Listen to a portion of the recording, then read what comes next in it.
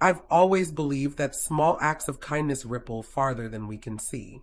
Still, nothing could have prepared me for the way a simple decision, lifting the edge of my umbrella on a storm-soaked evening, would come back to reshape my entire future. It was one of those rains that doesn't fall, but attacks. Sheets of water pounding the pavement, gutters overflowing like angry rivers, umbrellas flipping inside out with every gust of wind. I remember standing at the bus stop, shivering under my coat, the world blurred into a watercolor mess of headlights and neon reflections. That's when I noticed him. An elderly man, easily in his 70s, hunched against the storm with no umbrella, his gray hair plastered flat, rain dripping from his nose and soaking through his threadbare blazer. People passed him without looking, as though his misfortune were invisible. For a second, I almost did too. I told myself, you'll be late. You'll ruin your shoes. You don't even know him. But guilt is a stubborn thing. It gnawed at me until I finally stepped forward and tilted my umbrella toward him. His eyes met mine, startled, then softened, and he gave me the faintest nod of thanks. We walked silently, shoulder to shoulder, while the rain drummed on the fabric above us. He didn't say much, just a raspy kind of you, as we reached the corner where our paths diverged. I shrugged it off, pretending it was nothing, and hurried home, soaked at the edges. I thought I'd never see him again. But the very next morning, sitting nervously in a sleek office lobby, my resume trembling slightly in my hands, I was called into an interview room. My stomach dropped when I looked up. There he was, the same elderly man, no longer dripping wet, but perfectly dry, seated across the polished oak table. His face was unreadable, his hands folded neatly, and his eyes locked on mine with a recognition that made my heart stutter. What he said next, well, that was the moment I realized my life was about to change.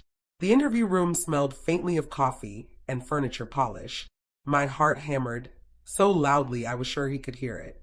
I tried to compose myself, straightening my blazer and forcing my lips into a professional smile. But my mind was racing with a single thought. What are the odds? Just 12 hours earlier, this man had been a stranger in the rain. Now he sat across from me like a gatekeeper to my future. His presence transformed the air around us, thickening it with an almost cinematic tension. He wasn't wearing the worn blazer anymore. Instead, he had on a navy suit, sharp as glass. He carried himself with the kind of quiet authority that made you want to sit up straighter without being told. "Miss," he began, glancing down at the papers in front of him. "Miss Carter." His voice was calm, steady, and not at all like the frail rasp I remembered from the night before. "Why don't you tell me about yourself?" I launched into my rehearsed introduction, words tumbling out faster than I intended. Education, internships, volunteer work, the polished version of me that I had spent days practicing in the mirror. But all the while, my eyes kept flicking to his. Did he recognize me? Did he remember the umbrella? Or was I just another applicant on his schedule? Every time I thought I saw a flicker of recognition, he masked it with a professional smile. The contrast was maddening. Last night, he was vulnerable, yet almost invisible. Today he was powerful, composed, in control. When I finally finished, he leaned back slightly, steepling his fingers. "Impressive," he said. The single word landed like a verdict, though I couldn't tell if it was praise or just polite filler. And then, after a pause that stretched so long I thought I might suffocate in it, he added something that sent a shiver down my spine. "Sometimes," he said slowly, "the measure of a person isn't what they say here, but what they do out there." His eyes held mine, and in that gaze, I felt the unmistakable weight of recognition. I knew then, this wasn't going to be an ordinary interview. His words hung in the air like a riddle, echoing louder in my head than the ticking of the clock on the wall. Not what they say here, but what they do out there. He knew. There was no mistaking it now. He remembered me, the umbrella, the rain. But instead of addressing it outright, he leaned forward and outlined the rules of this interview. Only, the way he explained them didn't feel like ordinary procedure. It felt like a test designed specifically for me. "Here's how this will work," he said, sliding a small notepad across the table. "I don't care about rehearsed answers. I don't care about what you think I want to hear. I care about choices. Imagine yourself in real situations. Pressure, temptation, loss. What you decide to do in those moments, that tells me who you are. He tapped the notepad. You'll be given 3 scenarios. Answer honestly, not perfectly. And remember, I'll know if you're lying. I swallowed hard. This wasn't the interview I had prepped for, with neatly memorized talking points and polished anecdotes. This was something different, something unsettling.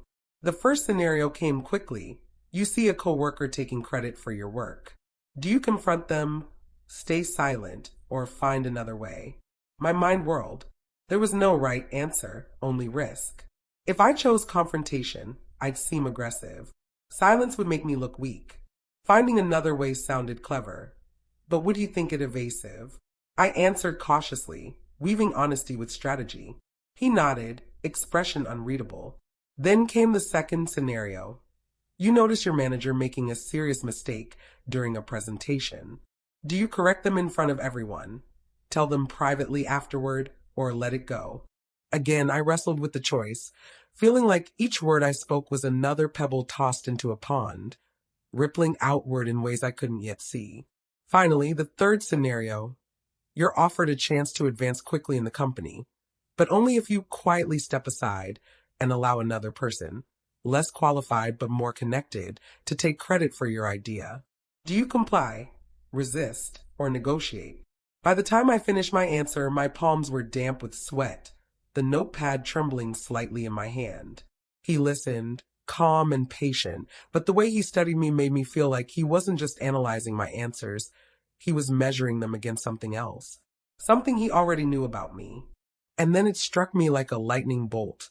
Maybe last night, in the rain, I had already answered his most important question. The question should have ended there. 3 scenarios, 3 answers, and that was supposed to be it.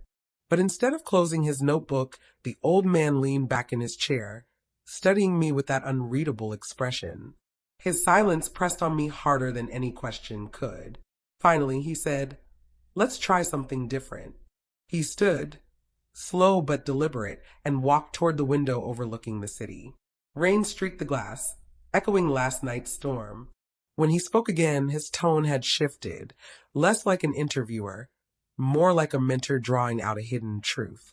Life isn't a script, Miss Carter. It's a series of puzzles. Some are obvious. Some disguise themselves as accidents. Some arrive soaking wet at a bus stop. My breath caught. He had said it almost directly. I wanted to blurt out yes. That was me. I gave you the umbrella. But I didn't. Something inside told me to wait, to let him lead. Instead, he turned back toward me and posed a challenge. Suppose you're walking home late one night, and you see a stranger drop an envelope stuffed with cash. No cameras, no witnesses. You could pocket it and no one would ever know. What do you do? I hesitated. The question felt too close to a trick. My mind replayed the umbrella moment, how I almost didn't act, how easy it would have been to pretend I hadn't seen him. "I give it back," I said, my voice steady but quiet. He tilted his head. "Why?" "Because someone else's loss isn't meant to be my gain," I said, "even if no one's watching." A faint smile tugged at his lips, but it vanished almost as quickly as it appeared. He pressed further, each question like a locked door I had to figure out the key for. How do you handle loyalty when it collides with ambition? How do you know when to fight for yourself and when to let someone else take shelter under your umbrella, so to speak? The way he emphasized that word, umbrella, sent a shiver down my spine. It wasn't just an interview anymore. It was a labyrinth of tests, puzzles with no clear answers, each one circling back to that single rainy night. Every choice I described, every explanation I offered, seemed to echo back toward the kindness I had shown, or almost failed to show. And the more I answered, the more I realized something unsettling. This man wasn't testing me for a job. He was testing me for something bigger, something I didn't yet understand. I thought I was holding my own, navigating his strange puzzles with careful honesty. But then he closed the notebook with a decisive snap and leaned across the table, his gaze locking onto mine with unnerving intensity. "Do you know why you're here, Miss Carter?" he asked. The obvious answer tumbled out automatically, for the marketing associate position. He shook his head slowly, almost pityingly, as though I had missed the most important clue in a riddle. That's only the surface. People apply for jobs every day. But opportunities like this, he tapped the desk with a fingertip. They find you. My stomach tightened. Opportunities find you? What did that even mean? Then he said it, clear as thunder breaking across the sky. You passed the first test last night. The room tilted. My pulse roared in my ears. You remember? Of course I remember, he said, voice firm but not unkind. Most people walked by me without a glance. You didn't. You stopped. You shared what little protection you had. That moment told me more about your character than any resume ever could. I stared at him, words dissolving before they could form. The storm, the umbrella, his soaked blazer. It had all been deliberate? Or was it just coincidence? Fate weaving its threads until they tightened around us both? Seeing my confusion, he leaned back again, folding his hands. I wasn't testing you then, but I was watching. And when someone reveals themselves in a small act of grace, it's worth remembering. The weight of his words hit me all at once. This wasn't just about employment. It was about trust, about being seen in a moment when I thought no one was watching. For the first time, I felt the ground shift beneath me. I wasn't simply auditioning for a job. I was being measured for something larger, something that demanded not just skills, but a kind of moral compass. And with that realization came a terrifying question. If last night was the first test, what would the next one look like? The silence after his revelation stretched until it became unbearable. I tried to steady my breathing, to remind myself that this was still an interview, still about employment. But the air felt charged with something more. Finally, he spoke again. Character is revealed in storms, Miss Carter. But character is tested in calm waters too. Can you hold steady when the temptation isn't obvious? When the danger wears a smile? I wasn't sure if he wanted an answer, but before I could form one, he slid a manila folder across the desk. Inside, he said, is a project scenario. Not hypothetical. Real. You have 10 minutes to review and tell me how you'd handle it. My fingers trembled as I opened the folder. The pages outlined a campaign gone terribly wrong. Misused budgets, a sabotaged rollout, a competitor circling like a shark. At the bottom, in bold letters, the final line read, "If this were your responsibility, what would you do first?" I glanced up at him. He wasn't watching the papers, he was watching me. I skimmed, scribbled notes, reorganized the chaos in my head. Every solution I thought of carried risks. Cut losses and anger stakeholders, push forward and risk collapse, delay and risk humiliation. The weight of choice pressed down like the storm clouds from the night before. And then came the interruptions. First, the door cracked open and a younger associate stepped in, whispering something to him. He nodded, but I noticed his eyes flick to me, as though even this intrusion was part of the test. Minutes later, a call buzzed his phone. He answered, carried on a low conversation, then gestured for me to keep going, as though the world didn't pause for anyone's deliberations. By the time I looked up, my 10 minutes had shrunk to 5. My notes were scattered, my pulse racing. He hadn't just given me a puzzle, he had built obstacles around it. Distractions designed to throw me off balance. I made my choice anyway. With shaky confidence, I explained my plan. Stabilize trust first, communicate transparently, then move strategically. I braced myself for a critique, a dismissal, some sharp dismantling of my logic. But instead, he only smiled faintly and asked, "And what if every solution costs you something personal?" The question burned deeper than the folder scenario. It was no longer about business. It was about sacrifice. And for the first time, I began to wonder if this entire interview was less about earning a position and more about proving whether I was willing to lose something in order to gain it. The weight of his question lingered, heavier than anything in the folder. What if every solution costs you something personal? I swallowed hard, but before I could respond, he closed the folder with a sharp thud. "Let's stop pretending," he said. "This isn't just about a job. This is about you." The room felt smaller suddenly, the walls pressing in. My hands curled into fists in my lap. "Then what is this really about?" I demanded. my voice cracking with the strain of holding everything in. For the first time, he leaned forward, not as the composed, untouchable interviewer, but as a man searching my face for truth. I've spent my life building things, companies, teams, opportunities, but none of it matters without people who can be trusted. People who act with integrity when no one is watching. Last night, in the rain, you showed me who you are. But I need to know if that moment was an accident or if it's who you are every day. His words cut through me, sharper than any critique could. I wanted to insist I was always that person, but doubt gnawed at me. Would I have acted if the bus had arrived sooner? If my shoes were newer, my bag more fragile, my mood worse? Had I helped him out of instinct or out of guilt? I don't know, I admitted, voice low.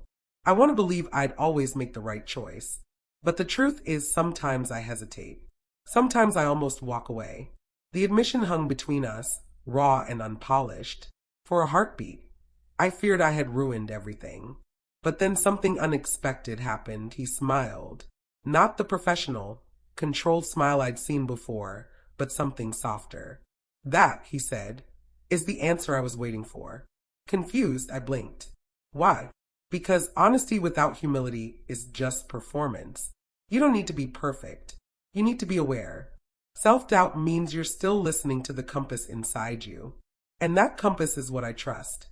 It felt like the storm from last night was rising again inside the room. Tension, relief, and fear all colliding at once. My chest tightened, not just from the pressure of the moment, but from the realization that this wasn't about passing or failing.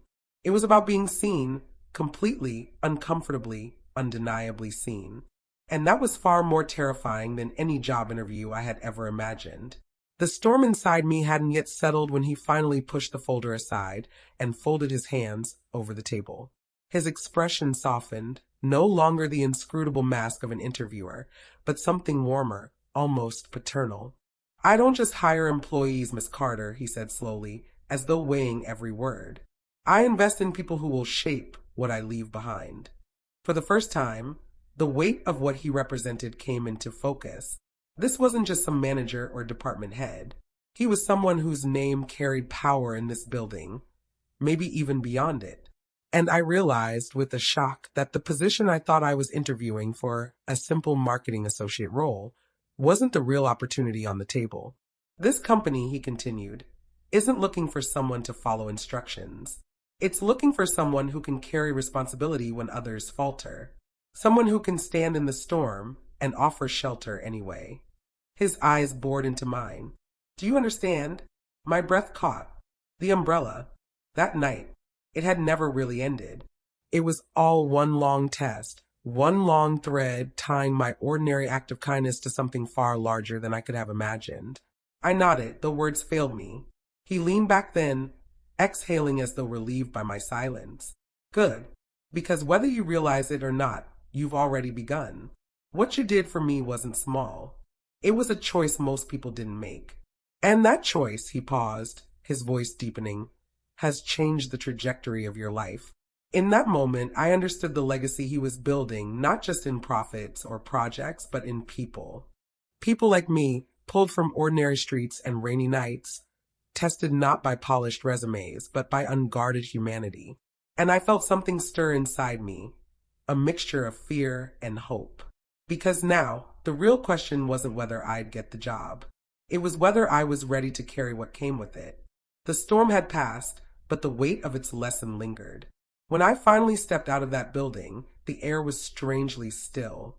The storm clouds from the night before had dissolved, leaving behind a crisp clarity that felt almost symbolic. I clutched my damp umbrella in one hand, the weight of it different now, not just a tool against the rain, but a reminder of how one small gesture had rewritten the map of my future. I never did hear the words, "You're hired," in that room, but I didn't need to. The look in his eyes, the gravity of his final words, told me more than any contract could. This wasn't about a position. It was about stepping into something bigger than myself. As I walked home, my mind kept replaying everything. The dripping rain, the raspy kind of you, the impossible coincidence of him waiting across that table. And I realized with a chill that maybe it wasn't coincidence at all. Maybe kindness plants seeds we can't see, and one day, when we least expect it, they grow into doors we never imagined would open. Since then, I've carried that umbrella differently. Every time I hold it, I remember the lesson. People are always watching, but more importantly, you are always watching yourself. Every choice becomes a mirror. Every hesitation, every action adds up to the person you're becoming. So here's what I'll leave with you. Next time you're faced with a moment that feels too small to matter, a stranger in the rain, a lost wallet, a choice no one will ever know you made, pause. Consider that it might be the first step in a story that circles back when you least expect it. Because sometimes the storm doesn't end when the rain stops. Sometimes the storm is what clears the path ahead. And you'll never know what kind of door might open until you decide to share your umbrella